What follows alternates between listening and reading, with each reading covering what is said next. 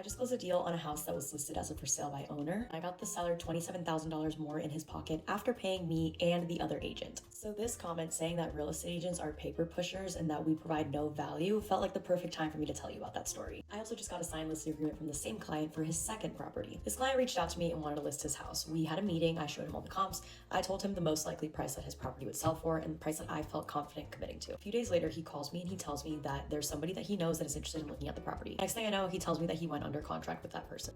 Fine. I'm understandably a little bit upset, but I tell him that if he needs any support throughout the process to just let me know. He calls me 2 weeks later and he lets me know that the offer that he accepted was $35,000 less than the number that I had recommended. And now after the inspection, that buyer is asking for $15,000 more off. Basically $50,000 less than what I told him I could get him. I put together a net seller sheet for him and I told him that after fees and all the other closing costs, if I could get him the price that I told him I felt comfortable with, he would end up with $27,000 more in his pocket. Because the only way to know for sure what your home is worth is putting it in the open market for competition. If you take the first offer that walks through the door with no marketing, no advertising, no exposure, you will truly never be sure. I told him, listen, if we end up at the same price that you're netting right now after everything, at least we know for sure that that was what your house was worth.